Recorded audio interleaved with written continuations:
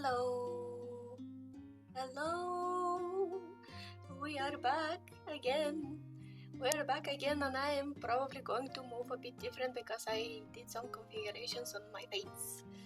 Yay! I'm actually really happy that my PC is kinda running while the configurations are here. I thought that it's gonna just say nope and not even work, but apparently it does, which is nice for me.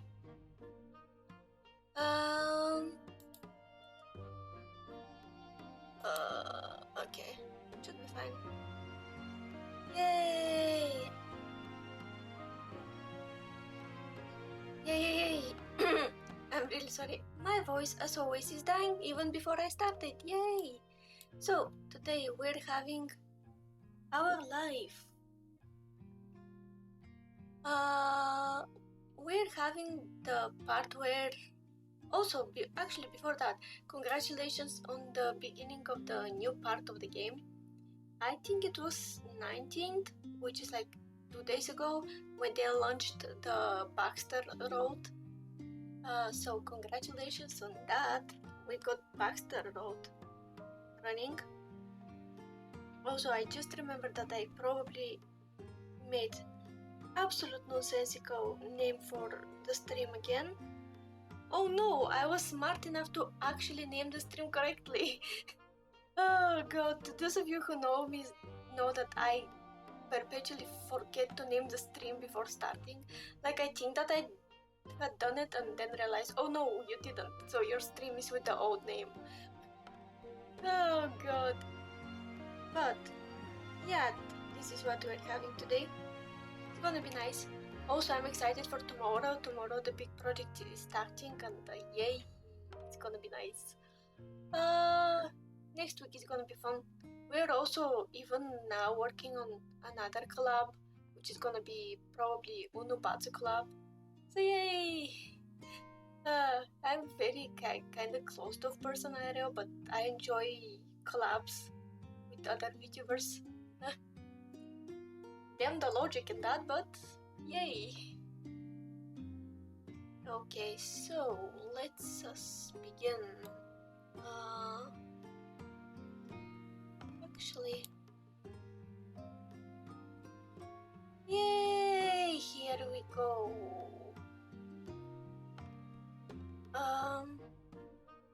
Let me move the game on this side.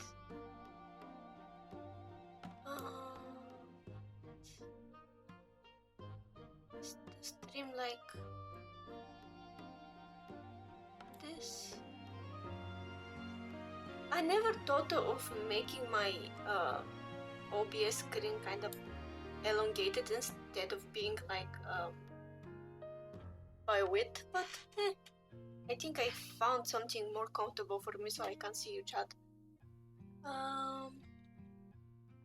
In a second I'm gonna put the music of the game. Actually, do you see my mouse? I don't want to distract you guys. I think I made it so you don't see it. Yep, the cursor is not.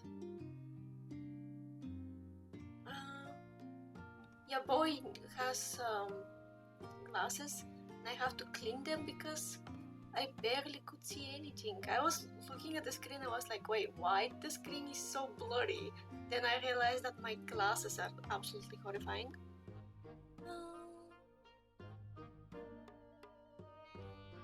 So, let us begin.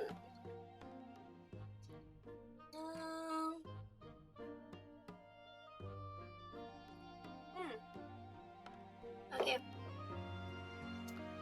Today I was greeted with cloudy weather, and as some of you may or may not know, I actually love cloudy weather. I don't like sunlight. So I was happy. That's why I'm in a bit uplifted mood, so to speak. Let me first configure and sound. Okay, this.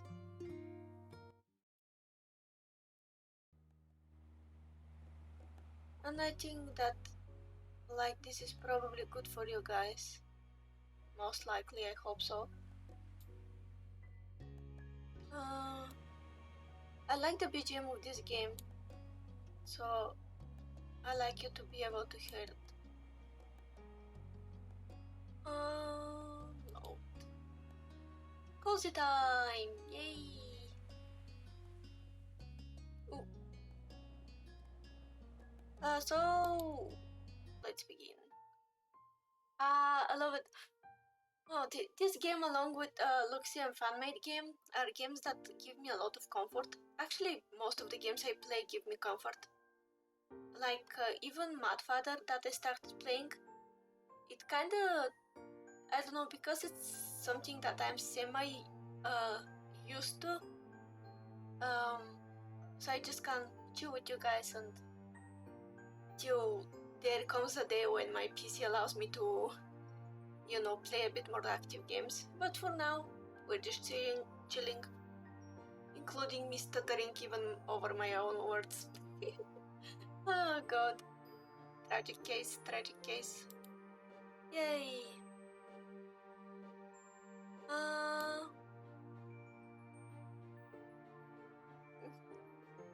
Okay, let me bring that a bit down. And last setup before we start, so I don't eat too much of the screen. After all, we want you guys to see. Okay. Let us begin, let us begin.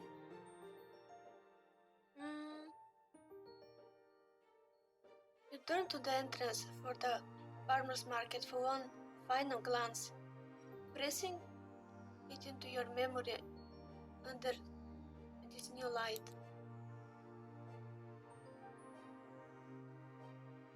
You thought on what you'd picked up at the market and how you were going to enjoy it later. Some things you could only get from local suppliers like this. That was another perk about coming along to the market today. Actually, you realized this would be a good time to bring onto fudge you got to share, while everyone was clustered together. Hey, wait! Before we go, I've got something for everybody. The announcement grabbed everyone's interest and they looked over at you, each curious about what you had in store. You dug your hand into the bag and pulled out a specially selected treat. I saw this amazing fudge stall, so I got a box for us to share. Oh, this is so sweet of you. The Holdens were wearing matching grins on the prospect of free dessert. Their families resembled more notable as they mirrored each other's expressions. Oh my god, I still can't believe that Mr. Holden looks so young. Like, I know that he's young father. Like, at this point he's around his 40s, I suppose. Maybe 42, 43, something like that.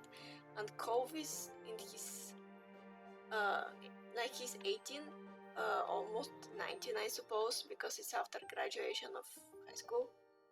And he decided to have, you know, year in the same place as us, so that's nice. But look at him, he even looks more baby than he looked when he was younger. For some reason he looks even younger now. When we met him the first time, he probably looked the oldest. Like, he reversed his age. The more time we spend with him, the younger he looks. Oh god. Sweet. This is right word for this. Thanks very much, Darrow. Yeah, thank you. You're fantastic. Great. Can't wait to bust it open. We should save it for tonight. You can properly enjoy a treat when there's still chores to be done. Besides, we don't want to make a mess with it melting in the heat. The others muttered their agreement and nodded, reaching a consensus. You throw the box away safely for now. Yep, I was going to say, but we got separate box for him. So, yay! Oh god, I can't wait for this.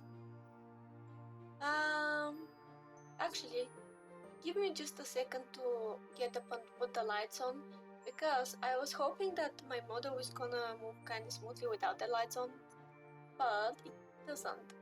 Like, the model can be more fluid than it is now if I put my lights on, so. Edich, hello! Hi, why is the broccoli? Why deserve the broccoli? Hi, how are you, Pedich? Hi, thank you for joining me. Thank you. I was just about to go to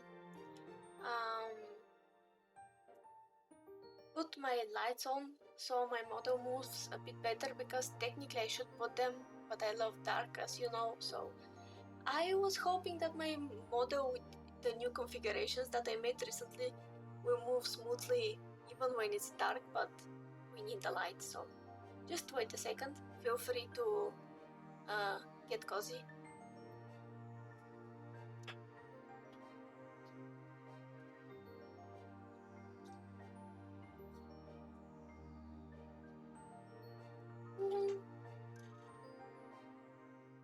Yay, we're here.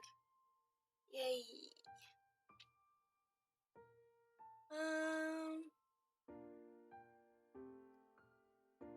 And my PC a bit. Yay, nice. I think this is better than it was before. Come on, PC, allow me to make my model a bit better. This.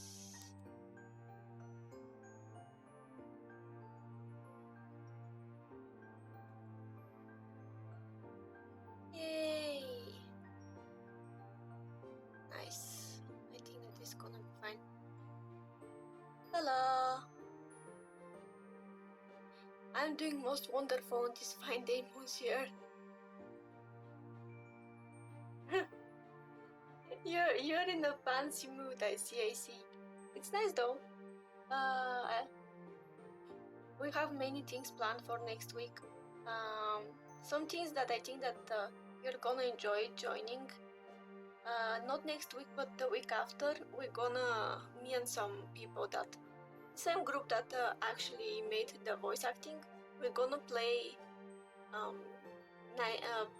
most likely Uno, but with like penalty, and you guys will be able to send on Twitter and on YouTube. I'm probably gonna make it for YouTube too, in case you don't have Twitter, like suggestions for cringy sentences and pick-up lines and stuff to say if we lose. So yeah, because it's gonna be like the one who loses the most is gonna have to have a penalty.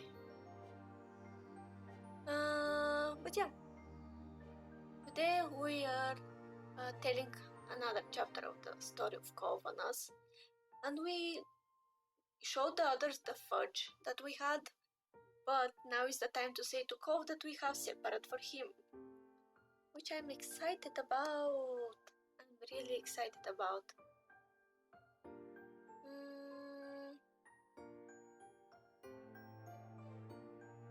Just a second.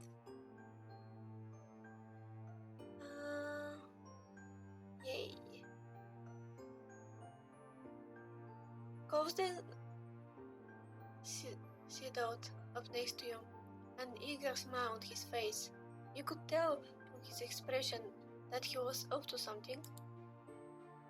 Thanks again for getting the fudge. It was really cool of you. You knew he hadn't over just to thank you individually. Not with that huge smirk. I got something to share too, but well, only really with you. I guess I'm not as nice. Oh well.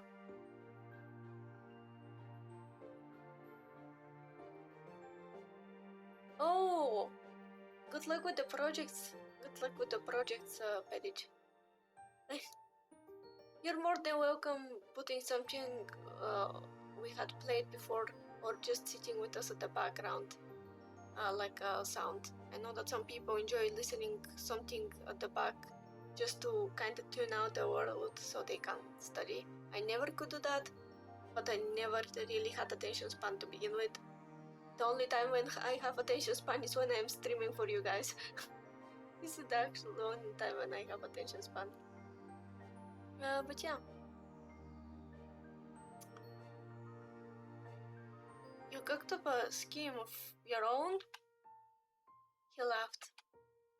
Anyway, well, I sort of picked up something out with you in mind. You had a hand to your chest, staring at Cove as he explained further. I mean... Since your mom decided we should shop separately, I figured I could use the time to get you something, just as a little surprise. He reached into one of his bags and retrieved one of the wrapped up objects. He accepted the unexpected present and he looked excitedly as he tore off the paper.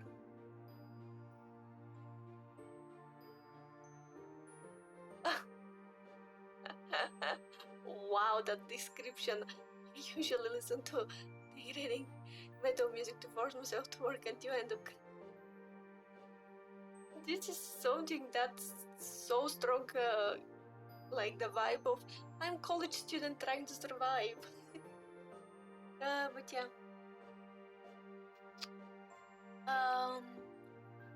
He reached into one of his bags. Okay. It was a coffee drink in a glass bottle. You didn't need to taste it to know that it would be good. It was boutique product. It was heavy in your hands. The container and smart metal cap confirming the quality. Even the label, constructed from coarse paper rather than a flimsy sheet of plastic, was distinctive. You were practically bouncing in anticipation, and he smiled sweetly at your reaction. That's so accurate though. Like, especially nowadays, I try to save money, so I'm not buying much of actual coffee shop coffee. I'm just going with canned coffee. So small coffees like this kind of make me happy, like special coffees. When I go to like Arab stuff, some of the days I can afford it, so I get like one, and it tastes so much better because it's a rare occasion.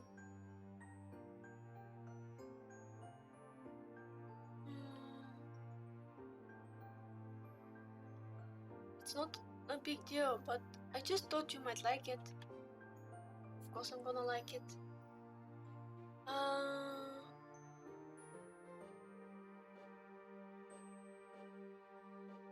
Oh no! I don't want to remind you of a grandpa. I also feel really awkward when people start talking to me without me initiating, like just random people talking to me.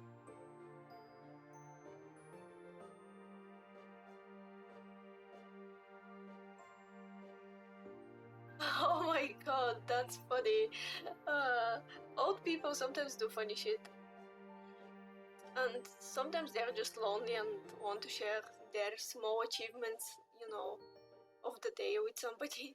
But as I said, I get anxious.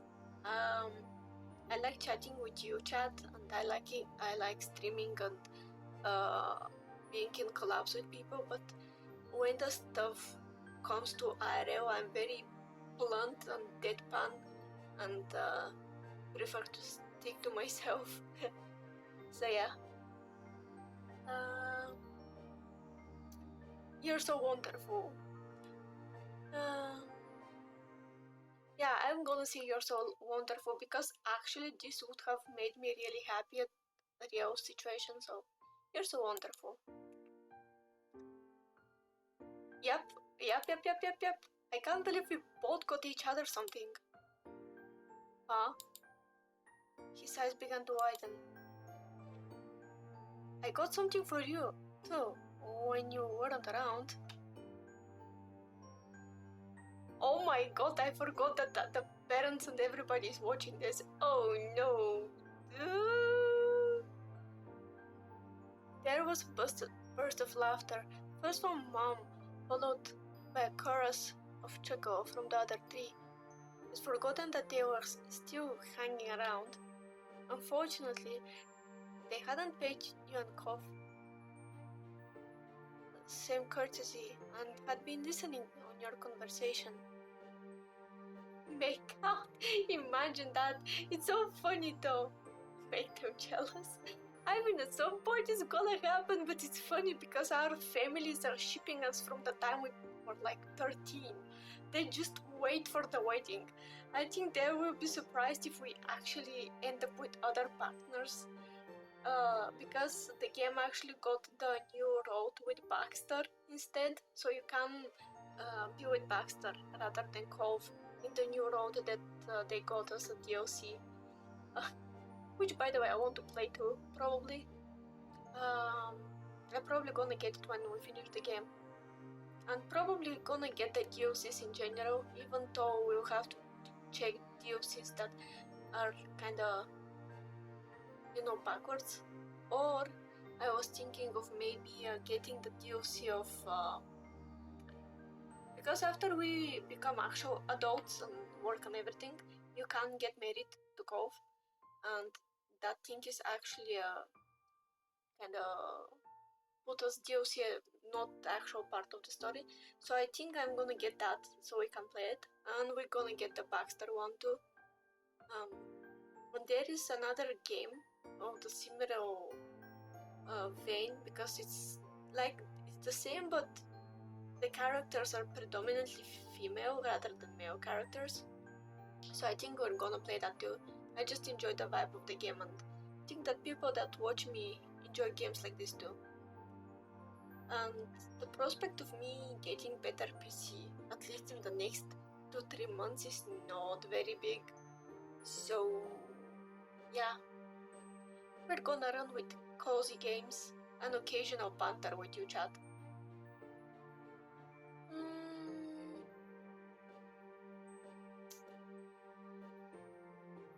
You weren't even apart for a whole day.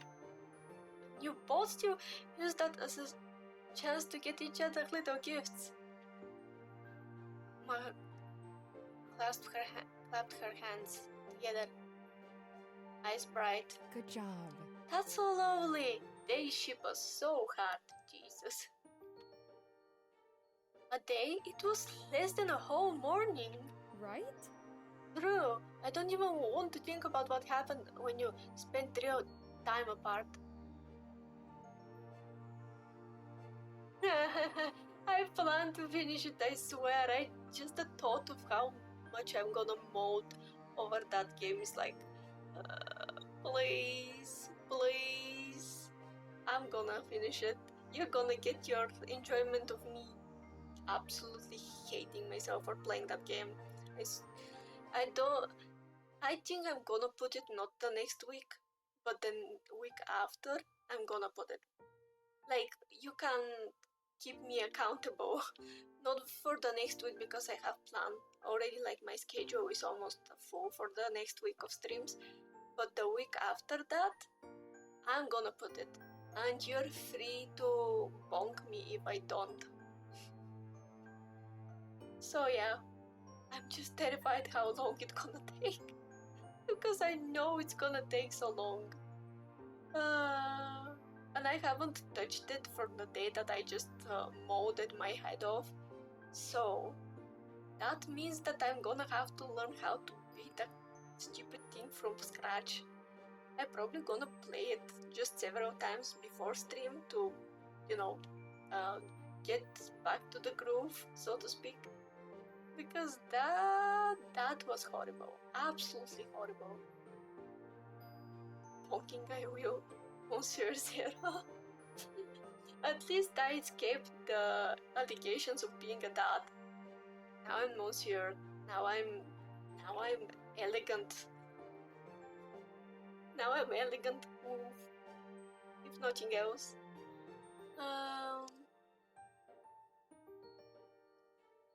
Yay! Okay, let's continue with the game, chat.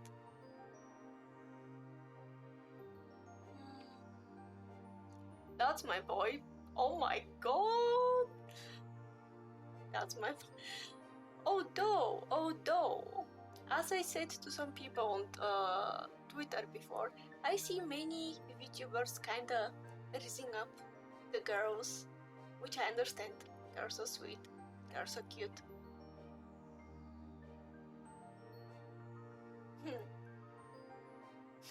Oh no, tomorrow, no, please no. But I was about to say, chat, I had seen many people kind of trying to raise the girls and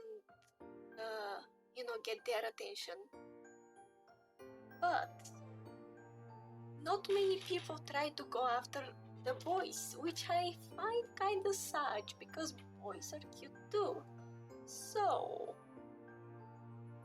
if I someday by some chance call some of the boys that are watching me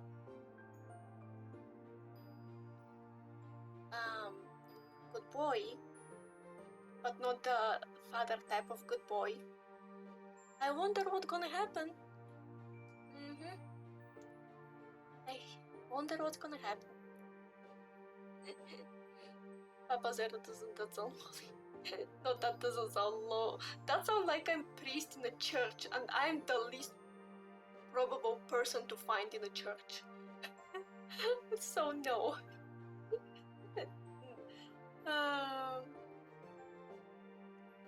Okay.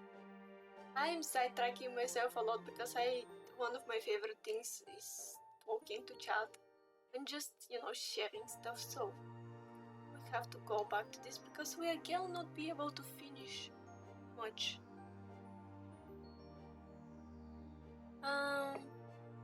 Okay. You reached back into the bag where you had first retrieved the box of the fudge for everyone, shuffling it aside to take out another one underneath. You chuckled coolly, aware that the others were still watching you.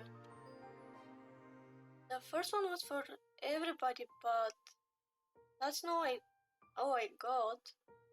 I bought a second bunch of fudge that's just for you. Cole's face lit up. His grin stretched from ear to ear. The laughter that came from the others, who were fully tuned into the little show, did not appear to reach him. Seriously? Really? It's only for me? Monsieur Zero, are you perhaps insulting that someone should, as the youth calls it, raise you up? I showed the lady.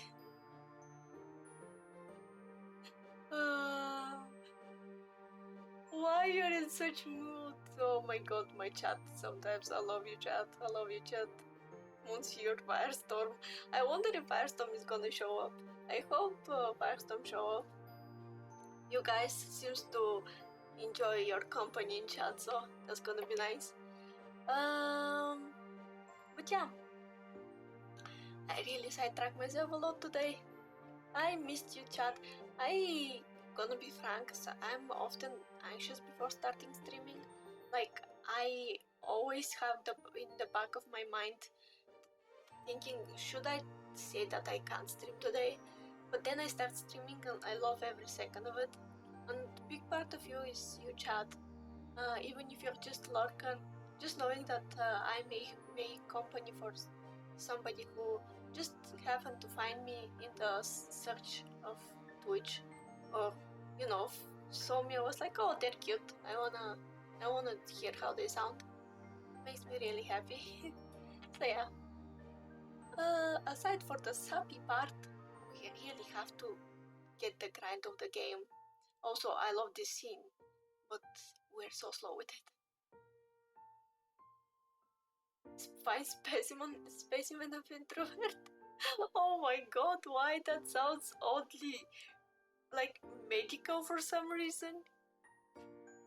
Oh god, let's start. Really? It's only for me? Cove reached out and took the box in both hands, holding it like a precious treasure. Thank you. Thank you, thank you. Please don't examine me, chat. I am a living person. Yes, I lived for 200 years, but that doesn't give you the excuse to basically make a science experiment of me. Nope. I have sharp teeth. I'm gonna bite. I'm gonna bite you. I'm gonna bite you. Don't touch me. I can bite. Shh.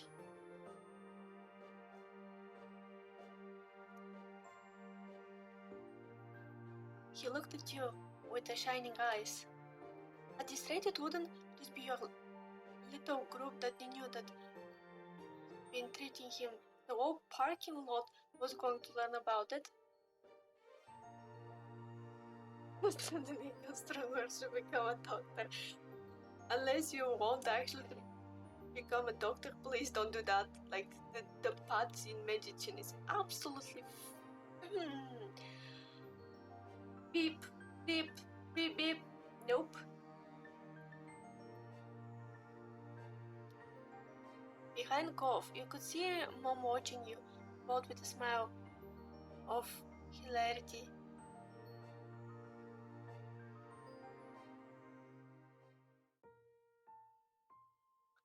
Oh, chat. Oh, why am I so stiff today? What the hell? I think my PC just said no because I had other stuff open before the starting of the stream, but that doesn't stop me to bite. And if you enjoyed that, I still love you, chat. No matter the interesting hobbies you have, so to say, because you apparently have, but I'm not judgmental. I will accept you anyways. See? This is why he's so touched. You spoiled him. You should make fun. You shouldn't make fun, Pam. It's clearly mutual. Besides, I don't hear you complaining when I'm spoiling you. Ma pinched Mom's cheek, making her laugh as she baited the hand away. True. Liz clapped her hands together with the air of a teacher calling for attention.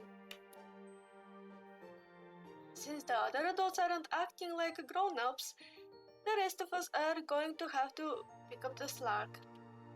It's time to get back on schedule and continue with the rest of the errands. Playtime is officially over.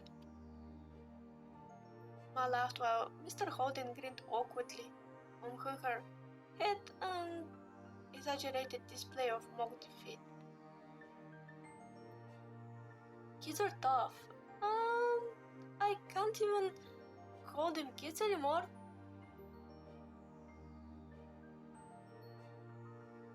My hobby consists of annoying small streamers before going to sleep and have my urge to commit. I am happy that you choose to spend some of your time here and to chat, as you know. I'm happy that you're having time. After all, streamers and Vtubers are not PNG or 2D or 3D. We just want you guys to have fun. Like, that's the whole point. That's why we do it. On big scale or large scale. And the longer you support us, the more like we feel the need to do what will make you guys happy, because like obviously we want to show back, to give back, no matter if it's one person or the person is lurking or not, no matter if they show one time or show 20 times and subscribe, that jazz.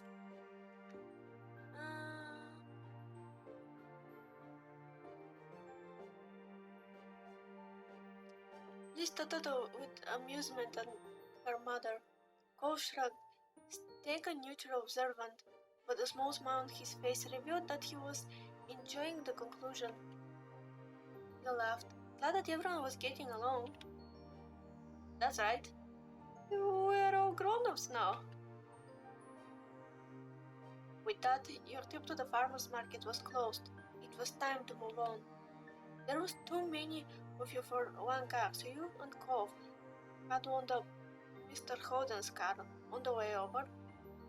You figured it made sense to do the same for the next leg of the journey. You sat next to Cove in the back. Immediately after the click of the the click of the seatbelt unlocked announced that Cove was already strapped in. He began to unfold the box of fudge he'd been given. You're gonna eat it now? Uh-huh. He nodded eagerly, not taking his eyes from the container. He lifted the top off and longingly admired the selection inside. Isn't our chocolate fudge a real classic? You know it's gonna be good.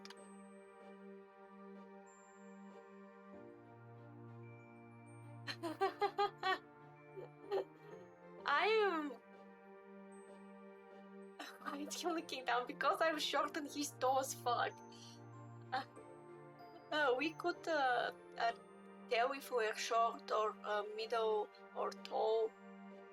And since he's really tall, even from our teen years, we always were like 20 centimeters shorter.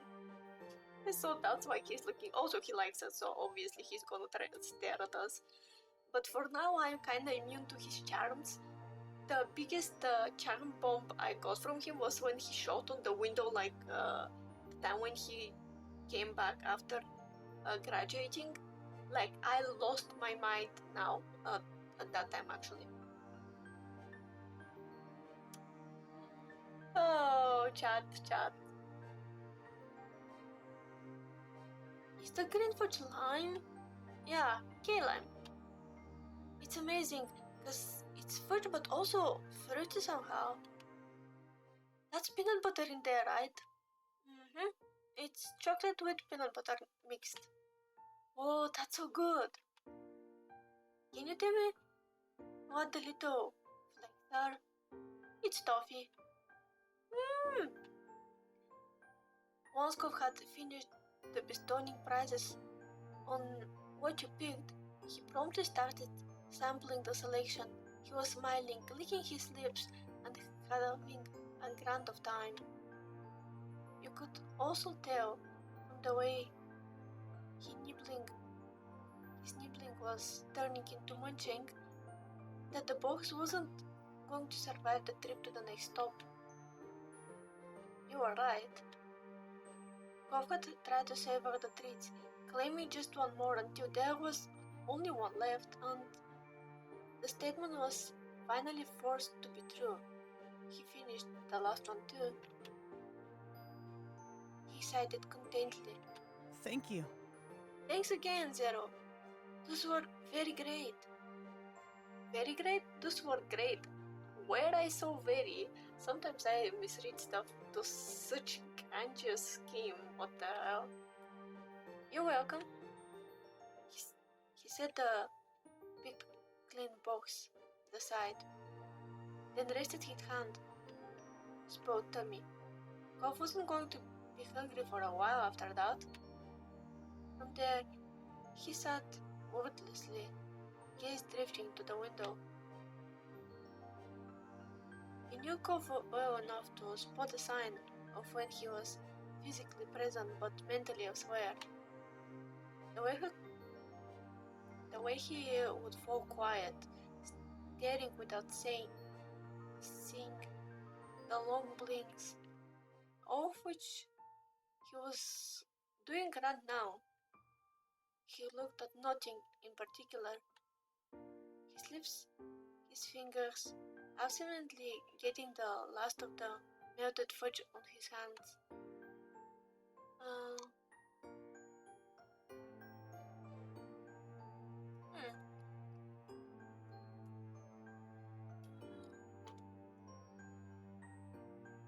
Which one you were pleased? No, why the hell I'm gonna say that? Not that though, I don't like the second.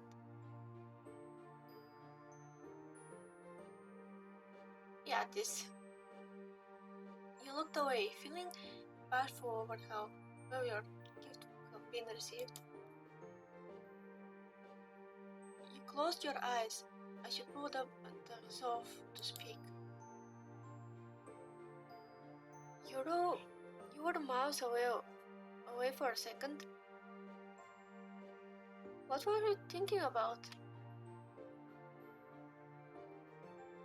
Cove easily rubbed off his face.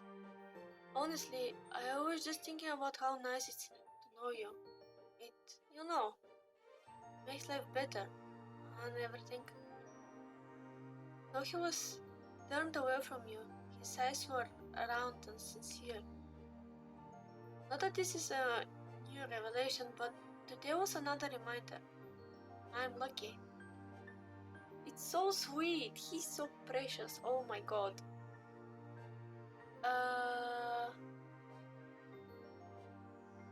I'm lucky too. Yeah, I'm lucky too. I think that this is me. He peeked at you from the corner of his eye, still too shy to look at you directly. You smiled at him affectionately, eliciting an equally caring smile from Cove in return. You felt content, secure in your relationship with Cove.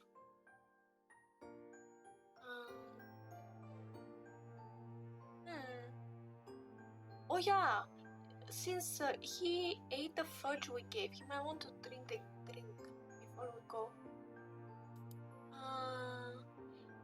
Fun fact about your fellow wolf Zero.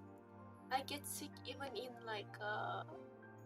the most basic public transportation. Like I get sick from the movement, but I don't get sick when I'm drinking stuff. Like if I concentrate on the thing that I'm drinking, I'm not gonna get sick. Especially if it's short ride. I don't know why, but as kid I was very sickly when we were traveling, to the point that I actually don't like traveling, because to this day I just feel nauseous even if I don't actually get full on, sick. Even in town driving with a car will make me sick. So I am not big fan of traveling with cars. If I can throw this, if you're actually sick, Benich, I hope that you get better. I have noticed that there is kind of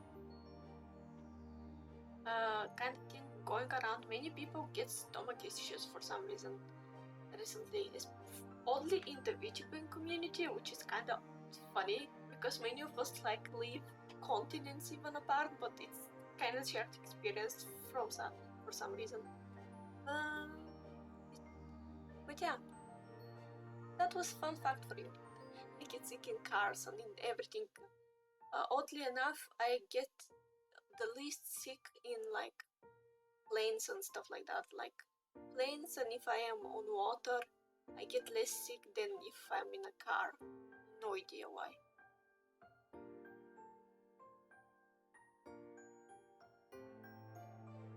Don't forget to drink water, by the way. I'm not gonna be the only person who is drinking water. For lurkers too. Just because you lurk and I can't see you and can't bonk you if you don't care of yourself and your well-being, remember, I know how you're sitting, not watching and just listening at the side and doing something, like cramming for exam, for example. So don't forget to care for yourself. I don't know how to drive. I never learned, and there are personal reasons I may share someday that technically stop me from learning anyway.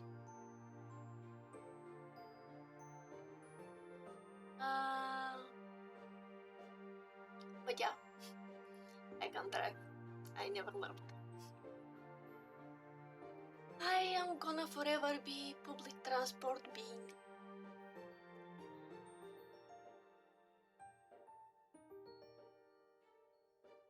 Yeah, I know that. Yeah, I know actually that happens. It's common. I think it's because when you're a passenger, you kind of just sit and look at nothing or at your screen, which makes it worse. Like looking at things that move. But when you are the person driving the car, first of all, your brain is with like you think about too many things to even notice sickness, unless it's something really strong that takes over you. And also your full attention of your eyes inside, like in centered position, so it's not moving, because looking at the front part is way more stable than looking at the passing cars around you. So I know that many people who were sick when they were passengers learned how to drive and whatnot.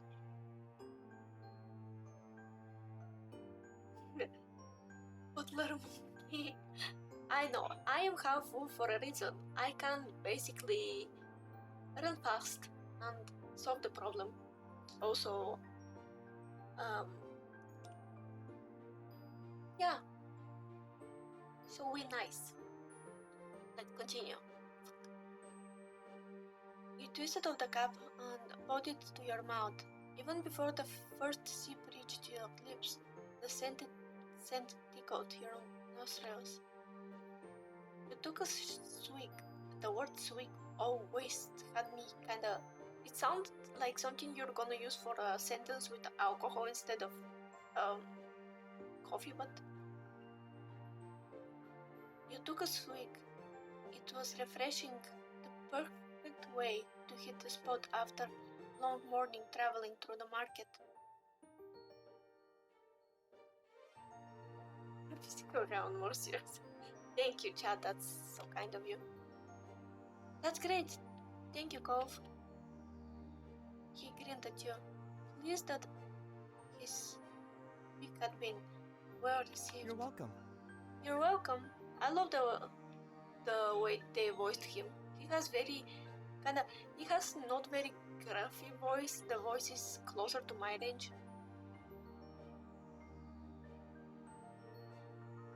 That's so kind of you. Really. Thank you. You spent the rest of the day completing the remaining errands all together as a group.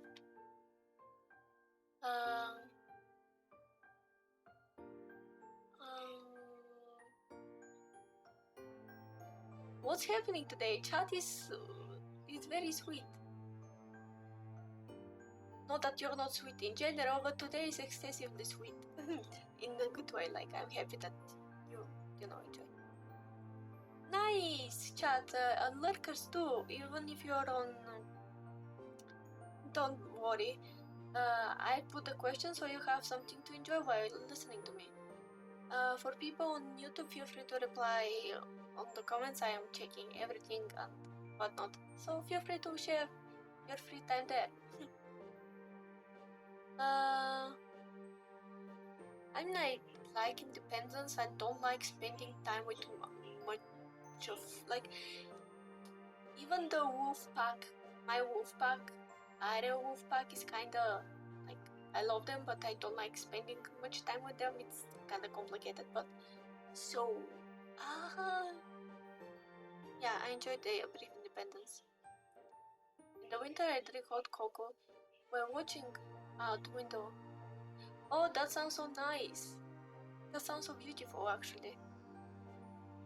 It might not have come about under ideal circumstances, but it had proved you with an opportunity to spend time making your own choices. You felt that you risen to the challenge. Oh, you're fancy! You're fancy, I see.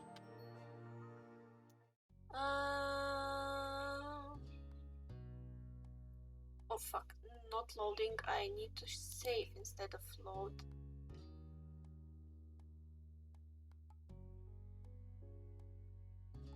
A cup of tea while watching my fish in the aquarium. You have very relaxing hobbies. That's so nice. Oddly enough, my relaxation time, although I want to make it more of like,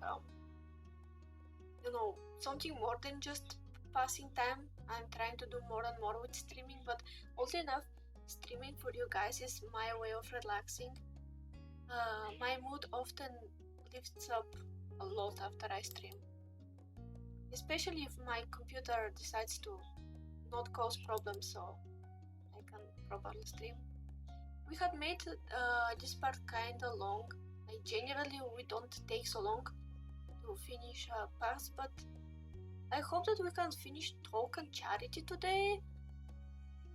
Maybe? Question mark? We're gonna see.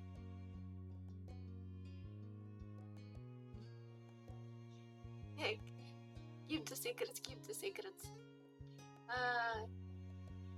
But yeah, it's nice that you have so many ways to relax. Especially because nowadays, even when you're technically a kid, you have so many stressors above you. And depending what your family situation is, people may expect way too much of you too. Even if everything else in your life is quote-unquote perfect. Having absolutely bombastic expectations put on you when you're like in school, even from middle school age, can be stressful as heck. So even from that age, it's good to have something to relax to and to bring it to when you're an adult also, because it just gets worse with time, sadly. But yeah, we'll continue to the next part.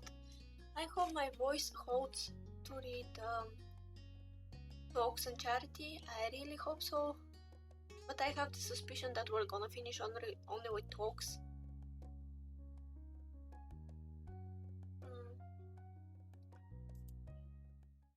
Ooh, we're back in our room.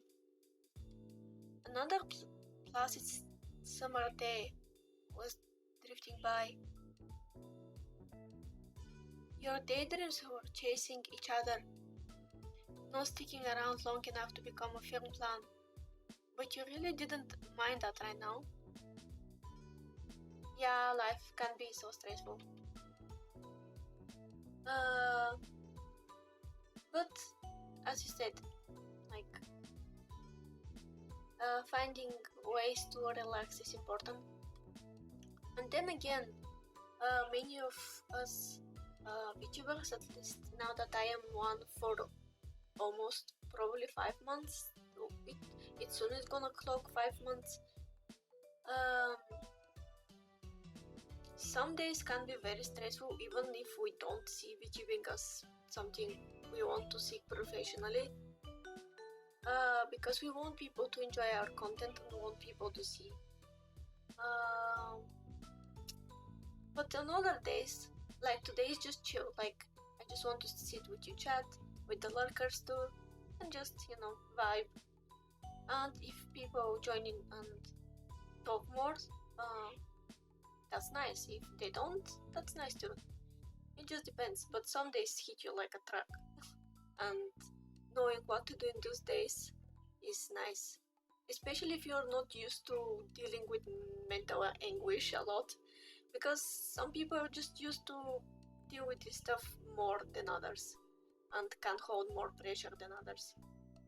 Which, by the way, that doesn't mean that if you can't hold pressure, there's something wrong with you. It's just some people just can't hold much pressure. It's just how things are.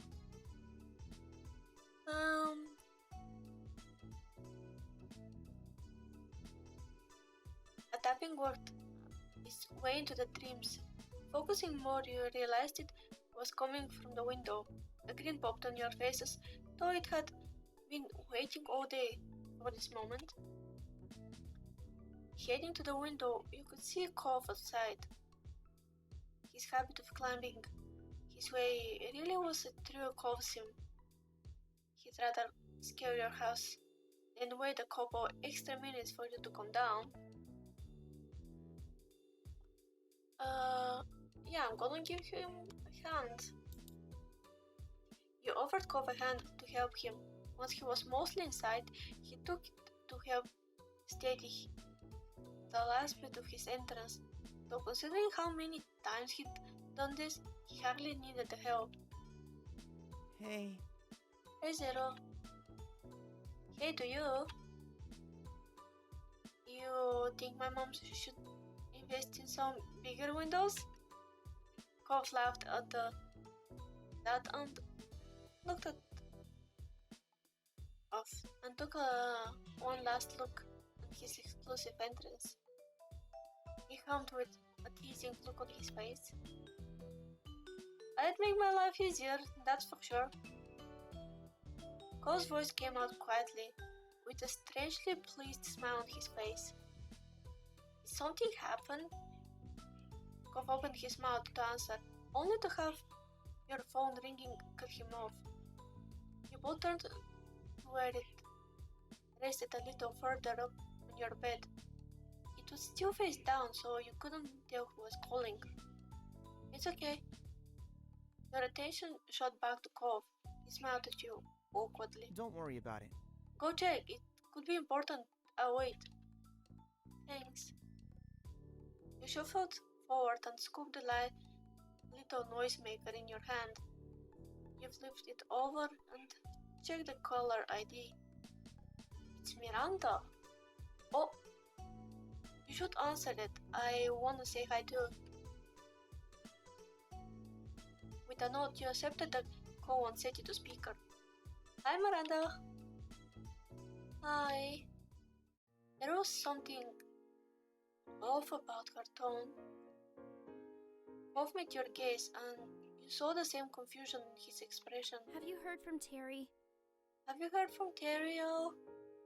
Or did you hear about her from Cove? Huh? No, she wasn't. She hasn't called me.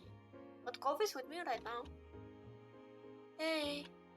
Oh, hi, Cove. Is that what you were going to say? He shook his head no, for realizing that it wasn't a good enough answer when one person couldn't actually see it. No. No, Daddy hasn't called me today either. Is something wrong? At that, Miranda couldn't hold herself together any longer. The muffled sobs from other side on the line were unmistakable. Terry doesn't like me anymore, if she ever did. What? That doesn't sound right. You're probably her best friend out of all of us. Yeah. Why do you think that? She sniffled, and there was a pause as you could hear her shift the phone to her other hand. Terry was there the other night watching movies with me. We were up super late. She realized her parents probably went to bed so they couldn't pick her up. My mom and dad were definitely asleep then. Dad works early. Hi. Was your right show? See you next time whenever that is. See ya. Thank you for joining and chatting so much in chat. I hope you have a good day and your studies and stuff are going fine. Bye.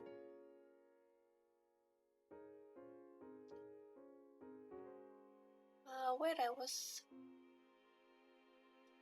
I tried telling her it was okay to just spend the night and she could text her parents what's happened, but Teddy really didn't want to. You glanced to Cove. He looked equally unsure as you about where this story was going. It didn't sound like a friendship ending situation. I suggested things to make it easier. If she was nervous, like she could sleep by herself in my room while I stay somewhere else. Yeah? And I said we didn't have to sleep at all. We could have kept watching movies until one of our parents woke up. He wouldn't mind. I know not everyone can do sleepovers, but Terry wouldn't even tell me what was really wrong or what I could do to help. I thought we could tell each other anything. I guess I was wrong. I bet Terry actually likes her. And was worried because Miranda was suggesting things that don't involve them being in one room and whatnot. I had a feeling that they actually like each other, but maybe it's gonna come off as true. Did she stay in the end? No. No. We got too loud in the kitchen and my dad woke up. He offered to drive her home when he heard what was wrong.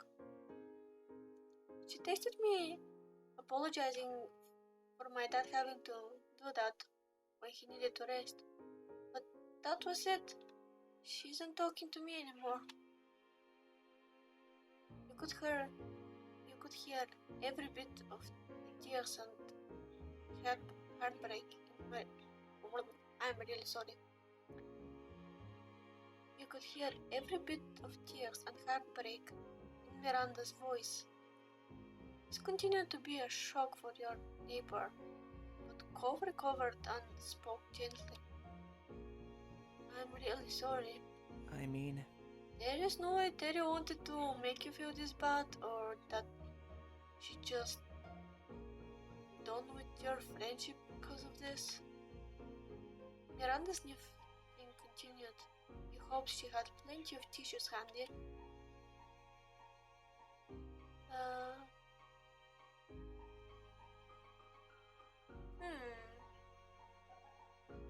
I think I can answer either it will be okay or it's really weird that she reacted like this. Because I think that she actually likes her, or she had some problems that she thought that she have to deal with alone. I'm gonna see that. Also, let me actually save, because I just remember that this game tends to crash by itself a lot. And I don't want that to happen.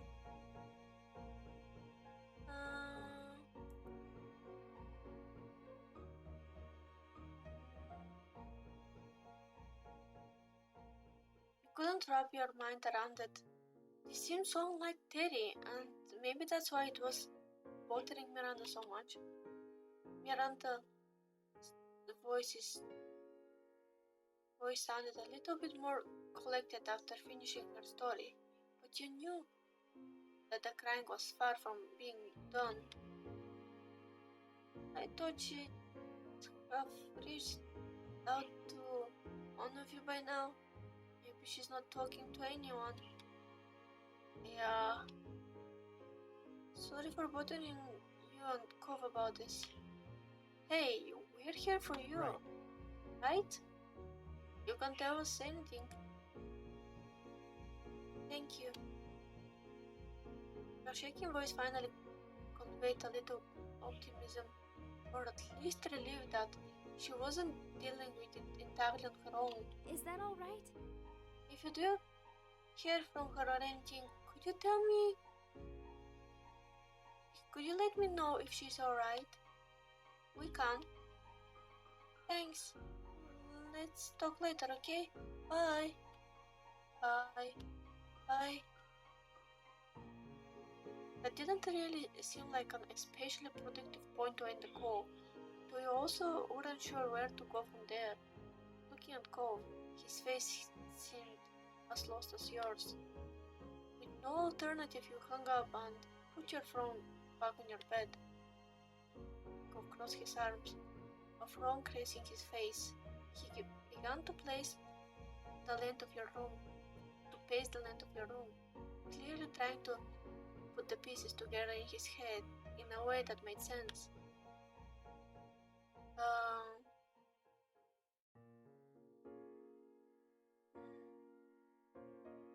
Yeah, I think you were worried is the most accurate, because like it just sounds out of character.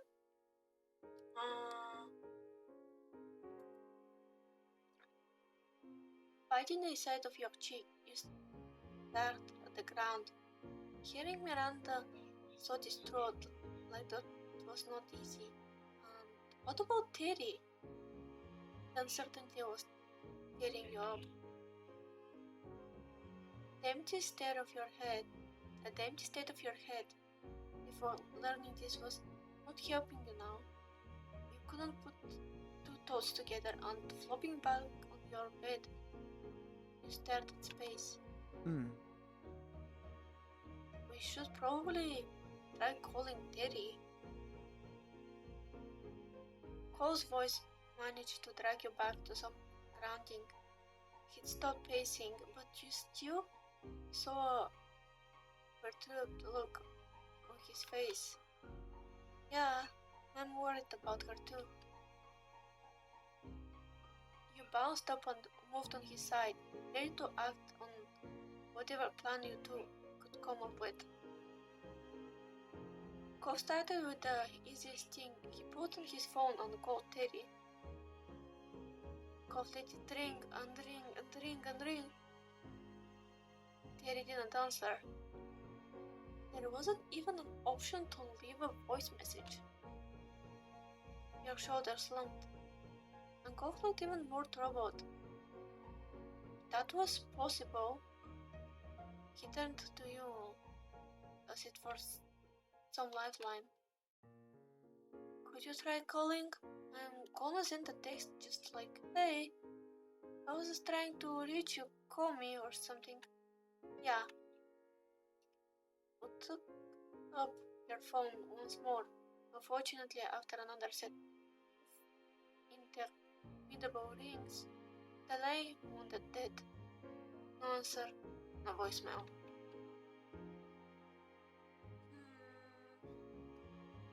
I'm not sure what's happening.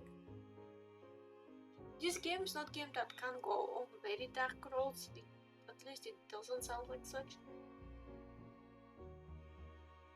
But if it was only a question of whatever or not she felt comfortable with, for example, liking Miranda, because there could be the point of, oh, I don't know if I'm bi or lesbian or whatever. But she also ignores us, which is even weirder, because technically we two are people who she can't talk about stuff like that since, you know, I am non-binary. So that's weird. I don't like this at all. They're fighting, we barely know anything, and we're supposed to just wait and see? Despite it only being a minute since he texted Terry, Cove checked his phone again. He was desperate for progress, for something, and you frowned as you watched him.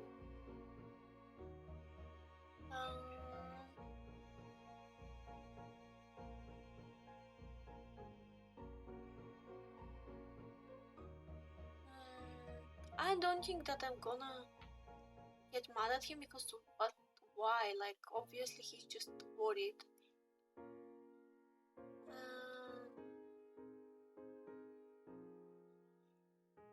Yeah, I'm just gonna stay. There was nothing you could think to say. All you could do now was hope that Terry was alright. It was up to her to reach back out now. Glancing at your own phone in vain, you considered sending a text message too. If that would even help. This was making you feel all twisted up. You could see the same sort of discomfort on Cole's face. There was something consoling in that at least. Words drifted through his mouth like a feeble breeze. This will be alright. It's gonna be okay. Yeah. You couldn't hear it in both of your voices how much you wanted to give and receive reassurance. You tried to believe the statements, weak as they were. Should we? What do we even say if we do hear from one of them? His pacing resumed as he attempted to answer his own question. We should probably tell them to talk to each other instead of only us, maybe? He slowly came to another halt, like a gear winding down. Let me see what we actually should tell them.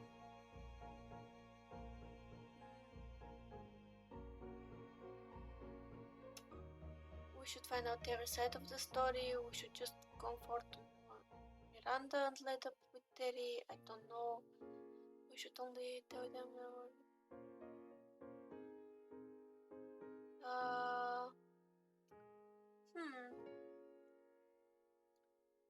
Technically, I would use several instead of one, but I just want to hear what is the deal with Terry.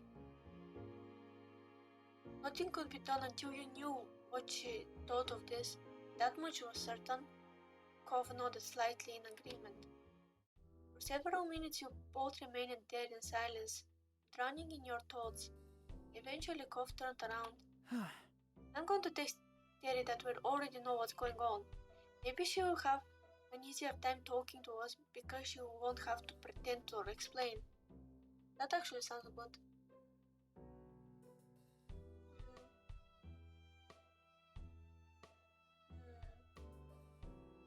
I mean, yes, but also, like, I agree. But Miranda wants as much answers as us, so... Yeah, I'm agreeing. With the two of you on the same page, the still let his gaze to prepare for taking the next step. Cole's fingers moved furiously, yet carefully. He was giving his full attention to his words. He slid up next to him and looked, trying to watch what he was writing. Cove repeatedly typed out, "Hey, Zero and I really want to talk to you. Miranda told us what happened. Please reply back." And sent. It was done. Well, we'll just have to see what happened now.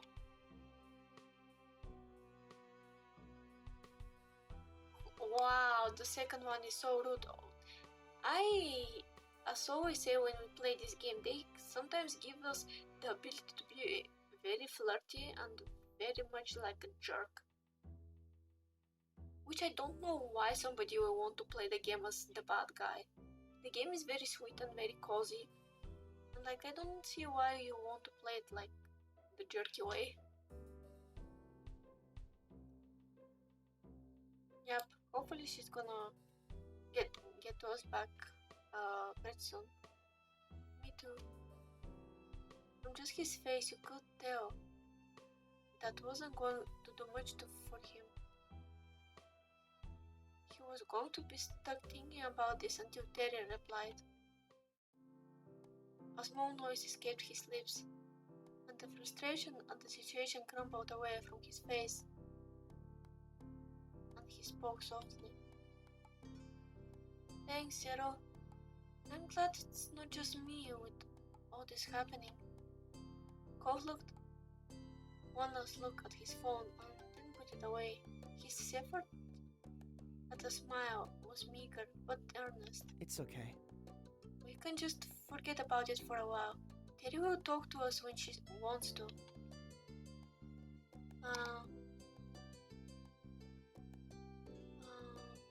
Yep, I swear. Even this slight lessening of tension between you and Cove was working wonders on your shaking heart. The last thing any of you needed was more diversion amongst your friends. A silence stretched on what felt like hours, but it likely wasn't that long before there was a knock on your bedroom door and Mom peeked in.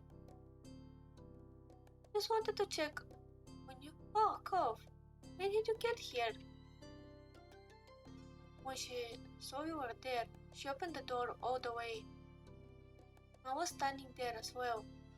She slipped past her wife to come inside your space. "What's going on?" "We're okay. It's just Miranda called earlier. She and Terry are fighting, but none of us know what's going on with Terry." Your parents exchanged a meaningful look, though its meaning was lost on you. I'm so sorry. That's too bad. I'm sorry that there's trouble with your friends, sweetie. Is there anything we can do to help? Out of the corner of your eye, you saw Cove rub his arm awkwardly, unable to add anything. No, we're just waiting to see if Terry calls or texts or if Miranda does. Well, we can at least help you take your mind off of things while you're waiting. Yeah. Another great idea, Lenny. We can get the whole gang together for some quality time. Mom gave you a soft smile and added, "This will be good, especially since it might help make up for what happened at the farmer's market." Yeah, it'll be wonderful. I'll go see what Liz is up to right now. Excited, she fluttered a few steps away and then stopped. She pivoted on her heels and raised a single finger, flashing a big smile at Cole. It's no trouble. And of course, Cliff will be welcome too. Knowing your family was always there for you, that couldn't be underestimated. Oh my god, today is not my reading day.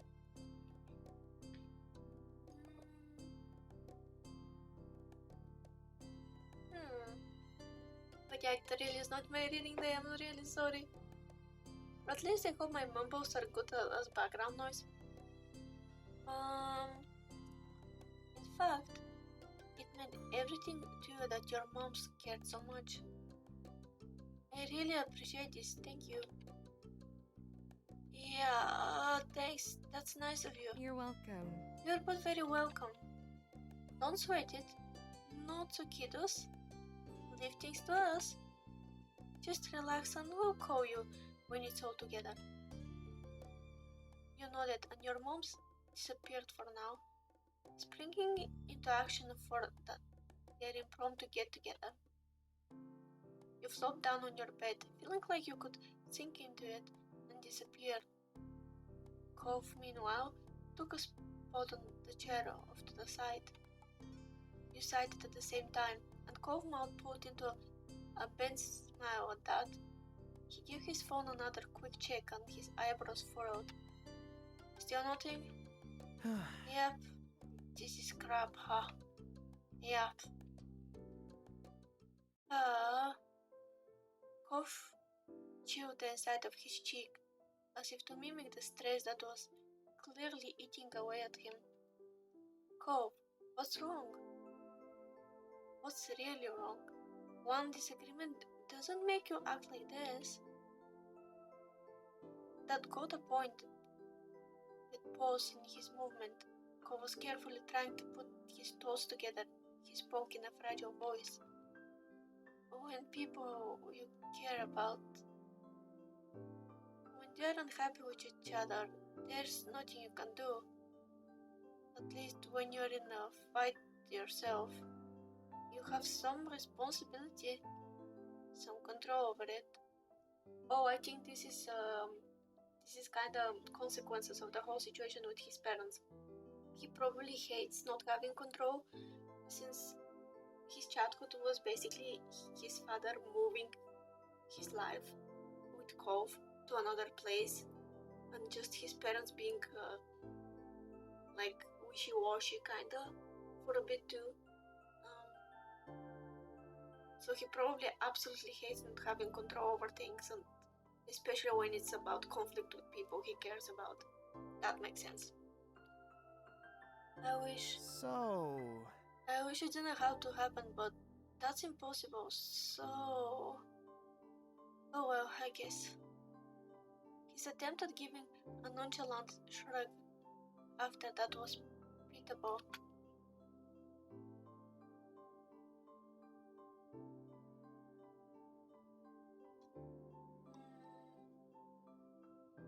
Yeah, I agree. I don't like conflicts. Like, probably aside from hating people trying to control other people, I also hate conflict. So I would do everything to avoid it, which probably is not the best, but yeah. In In your lap, your hands momentarily curled into fists, the kind of powerlessness it wore you down. You looked to Cove and were reassured by his understanding nod. There was a question you had to ask. Yup, at least we think the same. Is it because of what happened with your parents? Cove ran a hand through his hair. A strange smile spread across his lips. For him, this pain struck close to his heart. Just as quickly as it had come, his smile was gone, lost amidst his faraway gaze. Yeah, you got it. Like my parents. Despite knowing him for so many years, Cove had never spoken of the years before he moved to Sunset Bird, before his parents separated, in any detail. He whispered his thoughts distantly, almost unconcerned with whether you could hear them or not. That's... They used to fight all the time. I think they got along when I was a baby. I mean, they have to have wanted to be with each other at some point. But when I was old enough to remember anything, it was already bad. There was always something wrong and I could never help. I just wanted them to be happy. You try to imagine your mom's breaking up and the very idea scared you. But Cove had endured that for you. I'm sorry. Zero. Don't worry about it. It's okay. Despite that revelation, Cove gazed reassuringly at you. It's not like that anymore. Things are so different now. I don't even really think about it. Again, a sorrow erased thoughts itself. When he continued, you could barely hear him. Though, I guess it's pretty obvious I haven't forgotten either. Oh, that's so sad. The whole thing with parents generally affects kids a lot because despite parents thinking that kids don't notice, kids notice shit ton of things, even if they don't realize the full context. And so, even if the situation ends up in good resolve, there are still parts that are left, a bit like with him. Like, now he has this uncomfortable feeling of hopelessness when he can't control stuff and can't control people, so they're happy.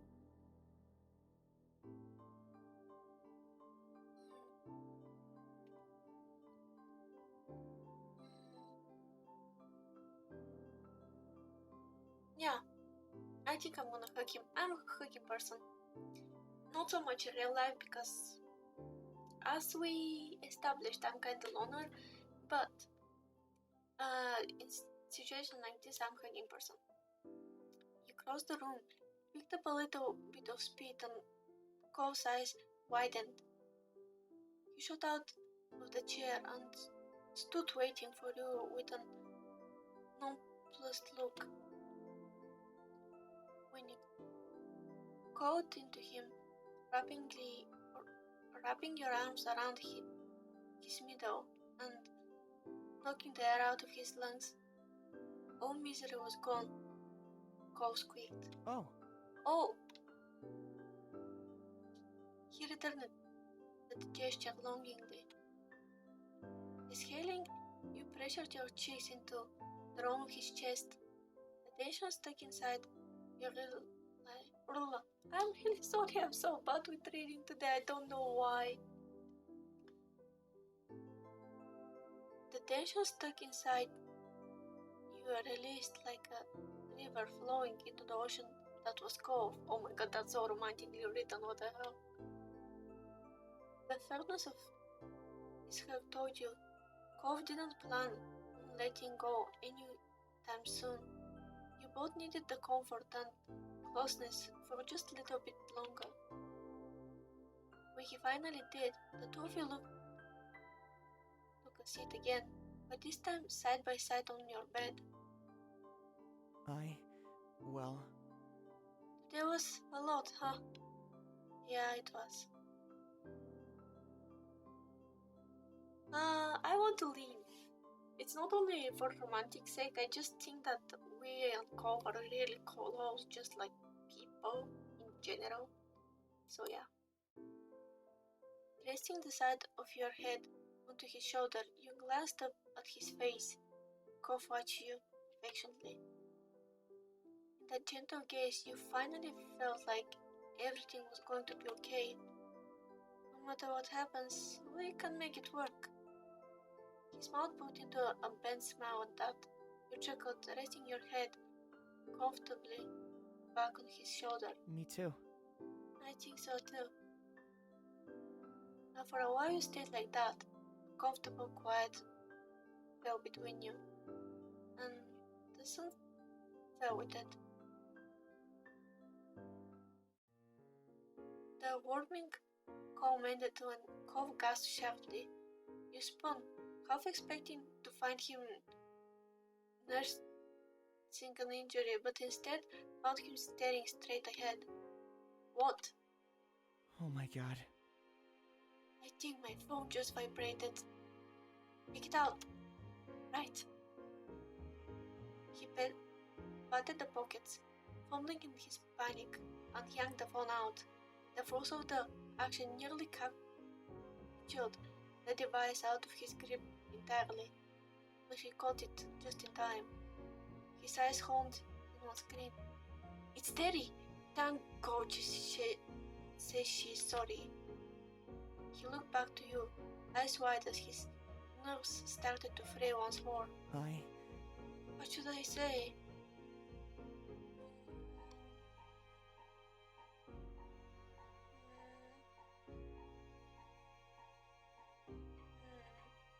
Yeah, maybe to call us? Or if she heard Miranda, let's first but I doubt that. Like this. He flashed you a shaky smile as he began to type. You suspected that he'd had similar thoughts himself, but wanted the reassurance of a second opinion. His phone buzzed nearly as soon as the message was sent. It's Terry again. She's talking to us. She asked about what Miranda said, but wait. You leaned in, watching the conversation unfold on Cove's screen. Right. She's gonna actually call. Cove held his breath as you waited. Though he was good with people, he'd never been at ease managing conflict. Is Cove myself or what? Oh god. His phone rang out. Cove jumped a answer button, his reflexes instantaneous. He switched the phone into speaker mode, allowing you to participate in the conversation. But despite his immediate reaction, his voice lacked the same resolve when he spoke. Hey. It was tentative, a white flag fluttering in the wind. Zero is here too. Hi, we've been worried about you. Hey. Hey, buddies. Terry's voice was barely recognizable without her usual quick pattern and energy. Are you okay? Things okay? I don't know, probably not. Off tensed, his free hand calling into an anxious fist. Can you talk to us about what happened? Don't you know already? Miranda explained some of it, but it doesn't make sense to us. We heard Terry sigh over the phone as she unburdened herself. Pretty much it was Randy's house. We decided to watch some movies she super liked and that I'd never even seen before. Turned out there's a lot of those. We watched one, then another, and another. We were having so much fun. Each time one finished, she had another one to share with me. I didn't really think about it at the time. I only wanted to say yes to Randy and watch her movies. She spoke wistfully, but her words were full of affection. It was Randy, you know. I wasn't thinking about my schedule or what time it was. I get it. And I finally saw the time, and oh no, it was way too late. They already knew I couldn't stay. She took a deep breath, her voice becoming softer when she resumed talking. It was so stressed out. I just couldn't deal with it. Miranda wanted to help.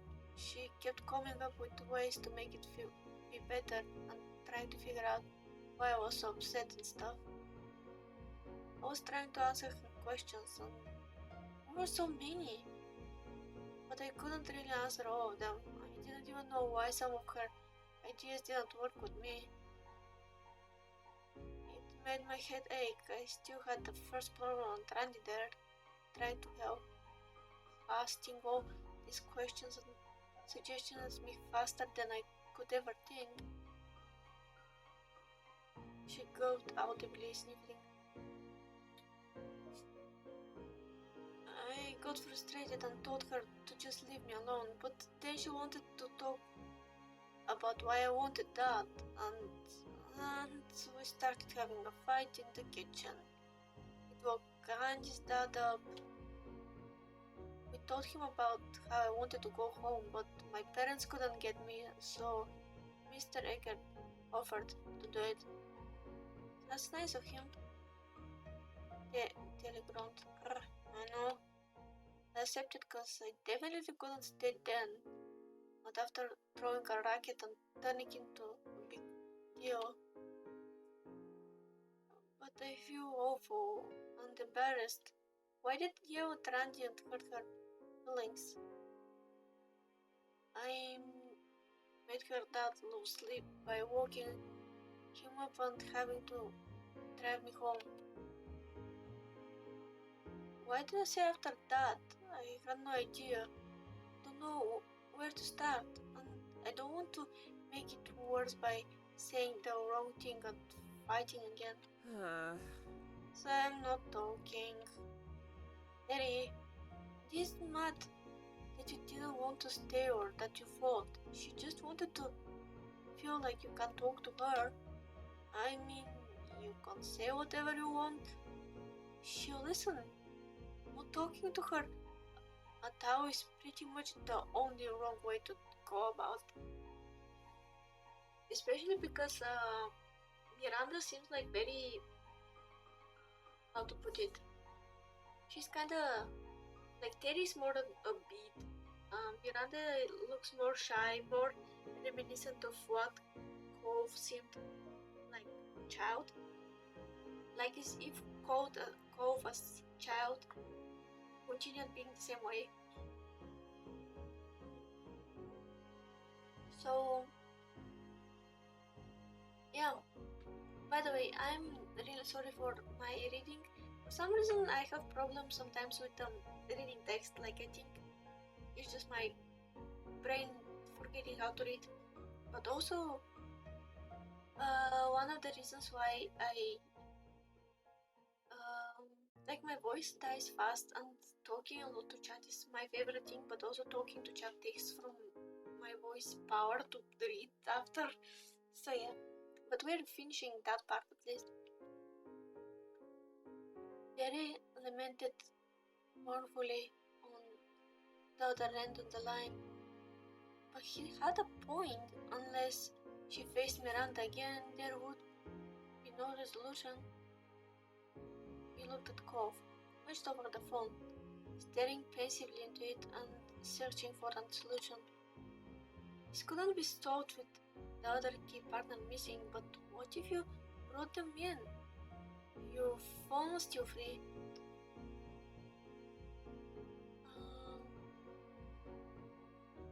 Yeah.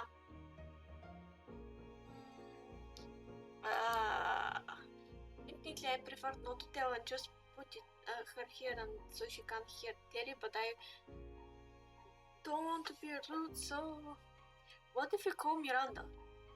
That way you could talk to her but wouldn't have to do it alone. Cove brightened up, the concern furrowing his brow. which had taken a route when Miranda first called east. Well, That could work, Teddy. Are you up for it? She made a noise that wasn't a word, but nevertheless conveyed her hesitation and worry, but she brought it to a close with a decisive exhalation, as if pushing all the negative thoughts from her body. Alright, let's do it. Cove nodded. Now that you received approval from everyone, you pulled out your phone and called Miranda. You set it to a speaker and waited for her to pick up. Luckily she did. Hi. Hi, Zero. Her voice was still distant, as if her thoughts were elsewhere, but it was loud enough for your needs. Hi. You're on speaker. Terry's on speaker too, and on Cove's phone. Oh. She paused while she digested the information. You watched the phone screen, hoping that she wouldn't hang up as a result. Really? Oh, really? Yep. It's really me. Can you hear my voice all the way from your house to theirs and then mine? I can. You and Cove exchanged looks, waiting for the wall between them to break, and wondering who would be the one to do it. As the quiet dragged on, you caught Cove chewing his cheek. He must have waited up with the same question as you would ever to encourage the conversation along or leave Miranda and Terry resolve it themselves. The answer came in the form of a sniff, following by another from Cove's phone. Sorry. Sorry, Terry. I hope you still like me. What? You were the one acting as if you didn't like me. Her tone was defensive, no doubt a result of her wounds for last night's stew being raw. What? No way! Everyone likes Randy. You're wonderful. Your eyes met Cove's. His phone was tilted towards you, capturing the call indirectly. You moved your phone closer to his, hoping that the signal was strong enough to convey every nuance of tone. Cove did likewise, bringing his call right next to yours, even bumping against it as he shifted his grip. I didn't know what to say. That's the only reason I wouldn't talk to you. If I had known the answer, I told you right away. Miranda murmured on the other end of the line. Didn't want to stay. Anything I tried to bothered you, and you could have told me you didn't know. Yeah, I think I was angry at myself. I did a dumb thing and didn't want help with it. I wanted to be mad and just deal with it myself. It made me keep doing dumb things. Oh. When she spoke again, her voice was quiet, as tender and vulnerable as the words. I'm sorry. Staying up late watching stuff was all my fault. I had to find a way to fix it. That's what I thought anyway. That should have given you space.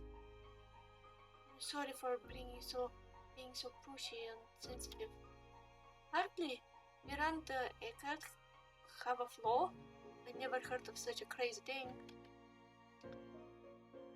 Miranda let out a ghost of giggle. Cove cleared his throat. Maybe you should call each other now? Sorry.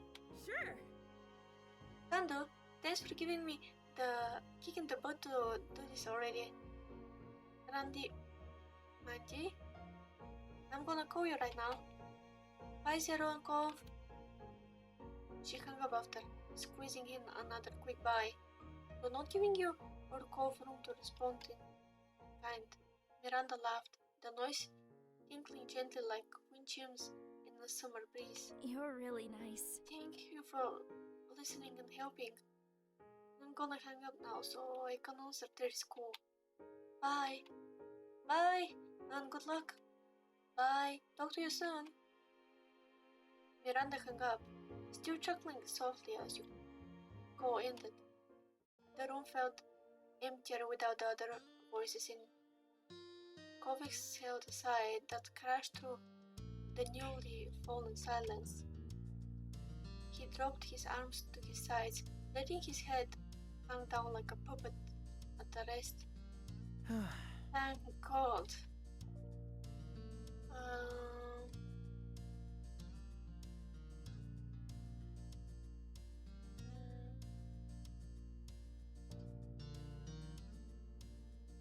Yep. I'm so relieved it's okay. Cove scratched at his face, his expression cloudy. I think I need to find a better way for dealing with conflict because that was awful.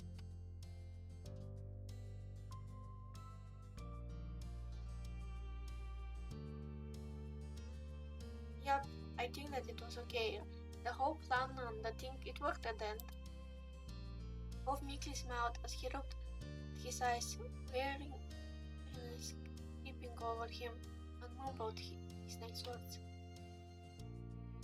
We can talk about this another day. Conflict resolution methods? Huh? Oh no, forget it. Gara eyebrow rose and then a light bulb went on his head. He formed around the coat.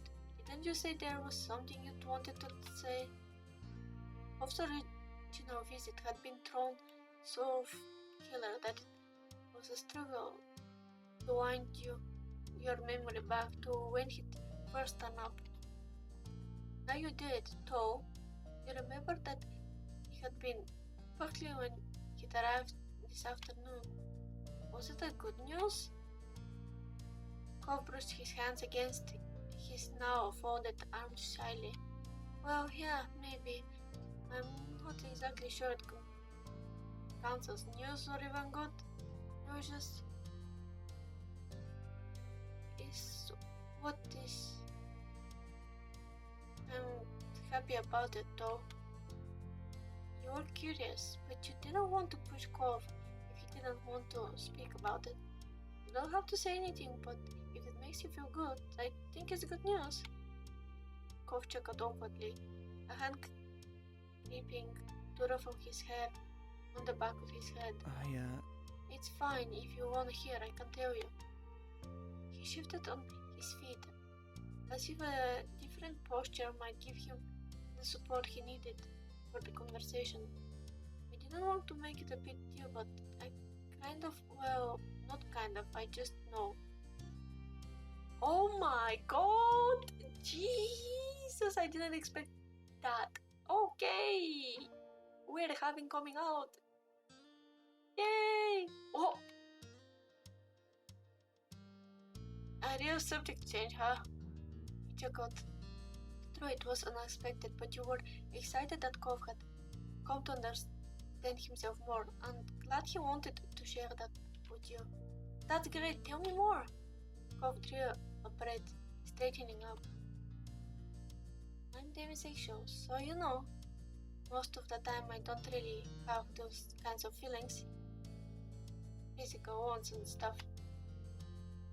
It's only in some situations when I'm already really emotionally and romantically connected to someone that I start to ever think about anything sexual, and it's only with them. Oh my god, oh, that's so cute. Okay, so Cove is demisexual. Ooh, that makes me happy. Not because you know the sexuality is specifically connected to his interest in us, but it's just he's sharing stuff. Oh, that's so nice. I didn't expect we to have direct conversation with him about who he likes. I hadn't heard the term until pretty recently, and it just made a lot of sense once I knew what it meant. I had a word that fit now, fit how I feel. Yeah. And I'm panromantic, because I never had preference for a specific gender or anything, so yeah. Oh god! Another pun in the cupboard. He's like me. Oh my god, I love him so much. That's so cute, what the fuck? That makes sense.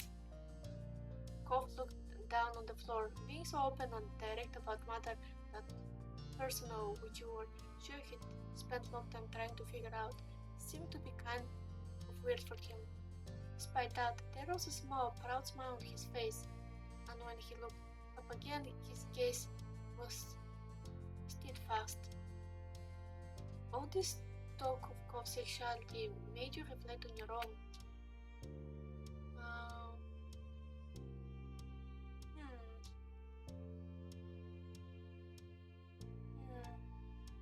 I mean, I think that I gave that time fun or by. I hope I did because that's what the feelings are. Cove had known for years now. It was a hard moment that he had reached the point when he felt similarly capable of discussing his own. He felt even closer. You could tell that Cove felt like it had been an emotional and draining day that had now even come to close, everything wrapped up neatly with a bow on top. Had some good talks with your friends and with each other. A lot had been brought out into the light, and you'd come out of it not only knowing each other better, but yourself too. But there was still something that Cove didn't know, something that had grown your many times over the years. You never told Cove about how you first met his dad. You'd always held it back from him, unsure how he would take the revelation. His dad seemed to have done the same, as Cove didn't seem to have heard of it from Mr. Holden either. They're gonna continue to ask us about this. Is it better to say it now? But I don't want something bad to happen, so I'm gonna say it. Because it doesn't matter nowadays. Like, so much happened about us. It shouldn't matter. Yep, okay, let's go. It was time to tell Cove about the deal that his father proposed. You were ready. Today was the day to tell Cove the full story of how you'd come to know him. Cove. Oh, Jesus, the fucking sound. Oh god, I'm probably making a bad decision, but here we go. He hooked his attention with the way he spoke his name. There's one more thing I'd like to talk about. Cove raised an eyebrow, but didn't say anything. He was listening.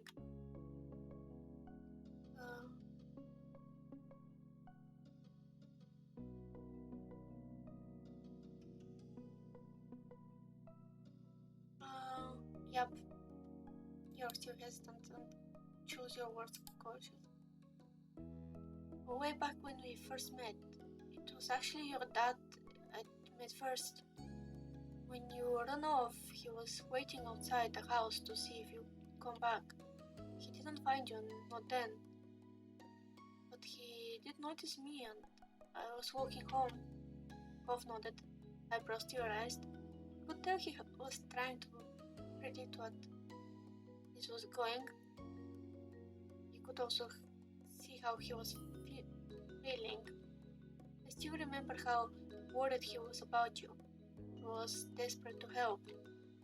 That's why he offered me $20 to be your friend. Cove's eyes widened into huge circles as he uttered the final sentence. His mouth hung open, ready to speak, but no words followed. You stood still, giving him time to process the information. You watched the layers of subterfuge being ripped away as his eyebrows rose higher on his forehead, followed by a deepening frown. And then Cove burst into a roar of laughter.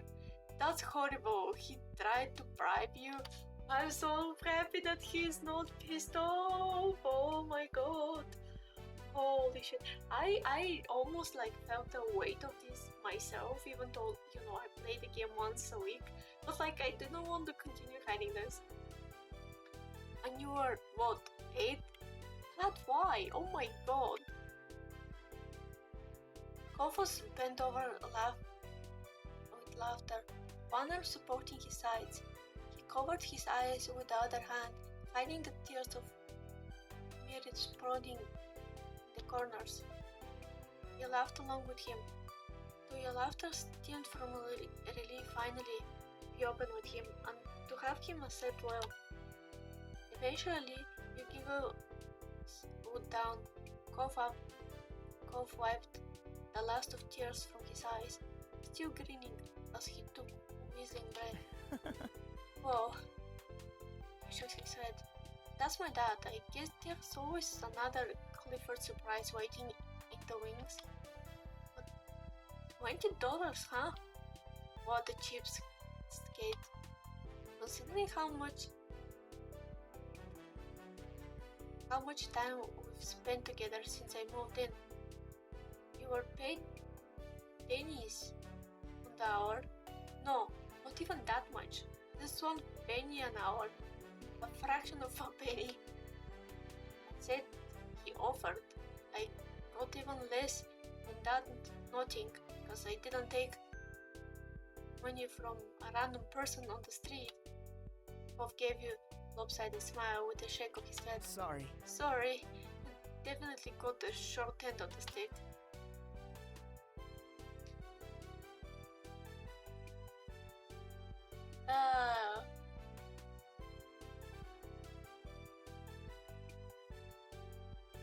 Okay, I won't say this. He stared at you, his previous expression swept away by shock before his face softened into affectionate smile. Me too. I feel the same way about you, Zero. His words were sincere, a genuine confirmation of his feelings towards you. I really couldn't have asked for anything better.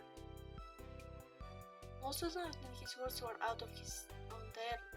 Cove turned his head to hide the blush spreading over his face. Yay! Yay, we got new achievement.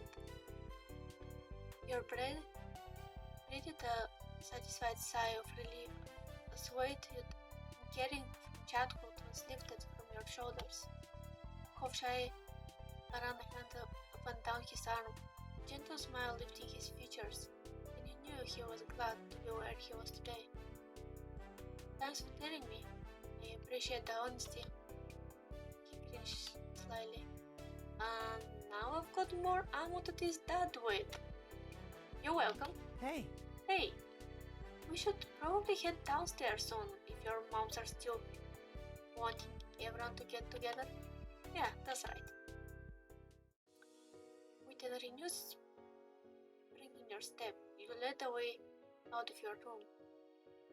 You got downstairs to find the others already assembled and waiting. Hi. Hello. Hey. Good to see you both. Hey. Hey. There we are, trying to corral everyone in a group, but the two of you were already upstairs the whole time.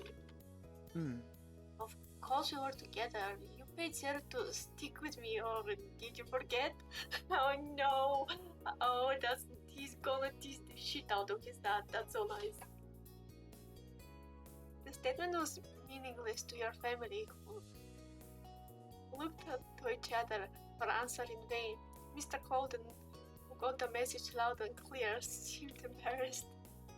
He chuckled nervously, rubbing the back of his neck, and then his hand froze in place. Huh? Wait, when did you figure that out? You never mentioned it growing up. Today, just now, Zero told me.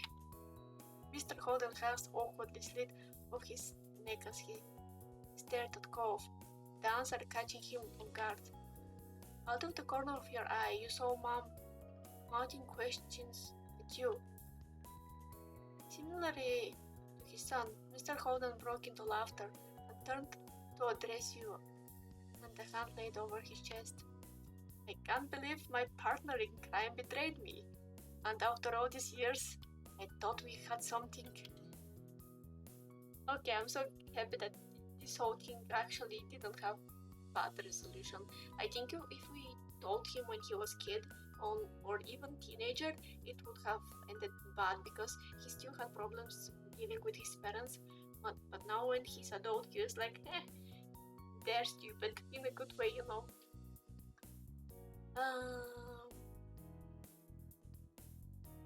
His voice was deliberately light, assuring you this was only a joke.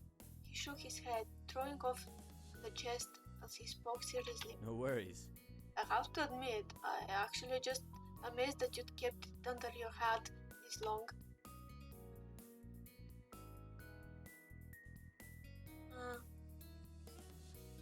It had to be done.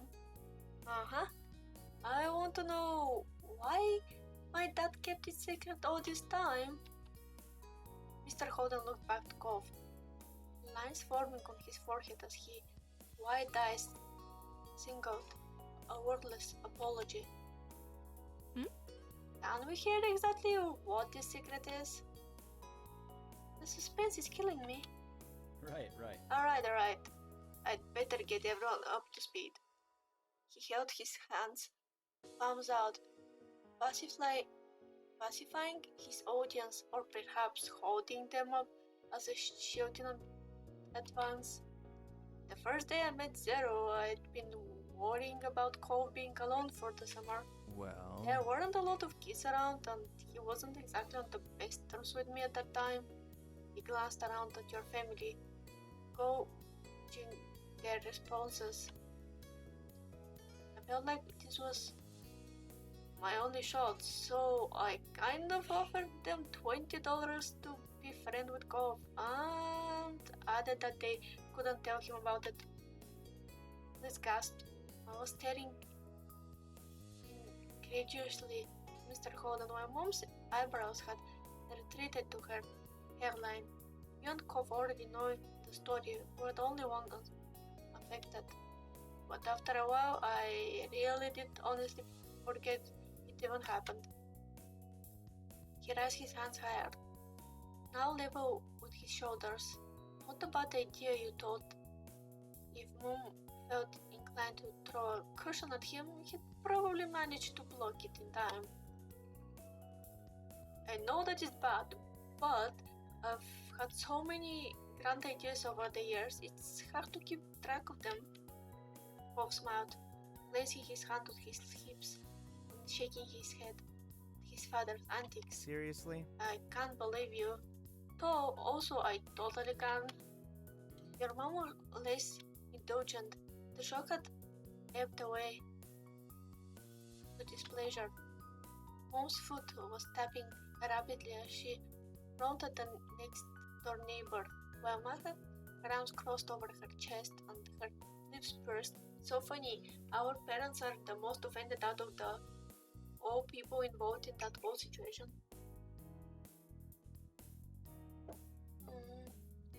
I'm sorry, Zero. And I'm sorry to your parents too. That was way out of bounds. Don't worry about it, everything worked out. Your moms gave each other that look, where they seemed to communicate with the eyes alone.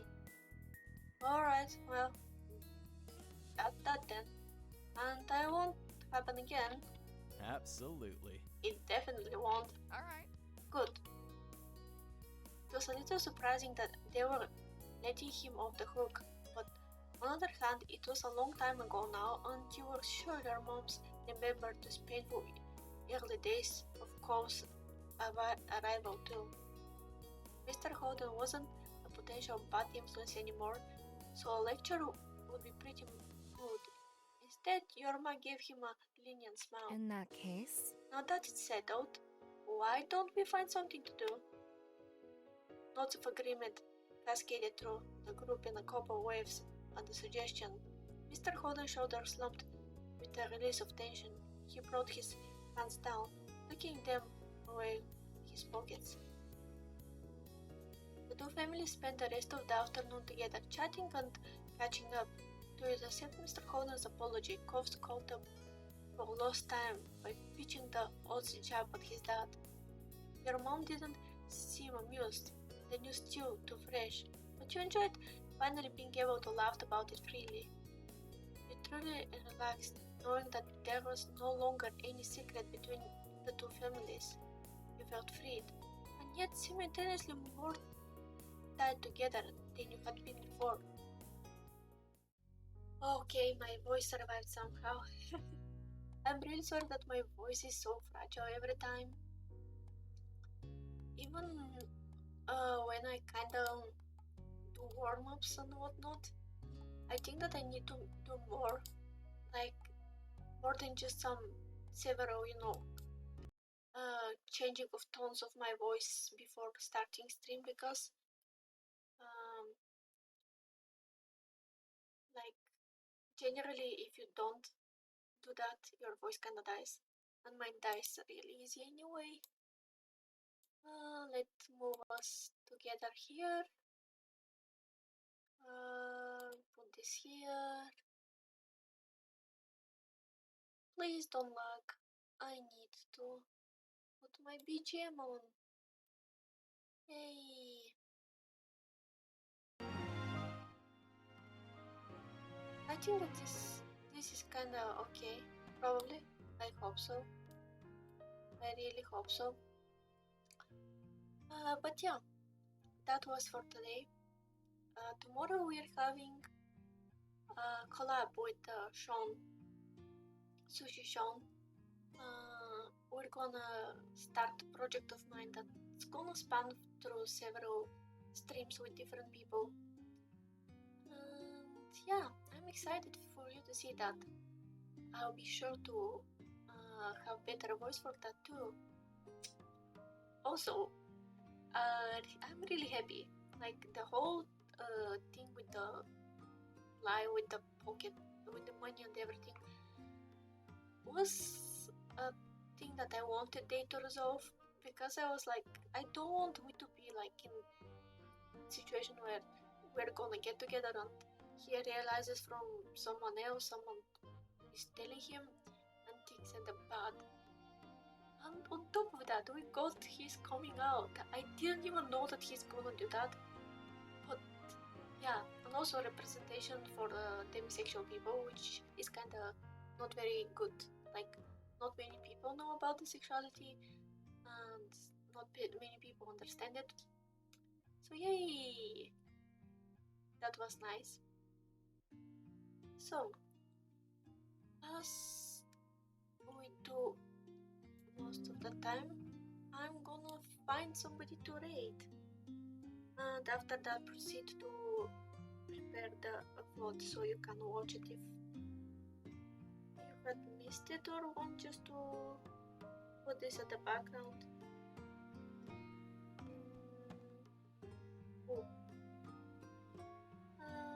Oh, actually, I just saw somebody just starting their stream, so we may raid them. Let me check. Oh!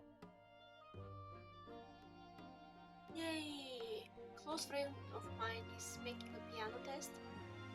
He's a musician, like he plays piano. He's a very nice person. Basically, he helped me when I still was streaming on phone app instead of Twitch. So please be kind to him, send him love, say hi, and yeah.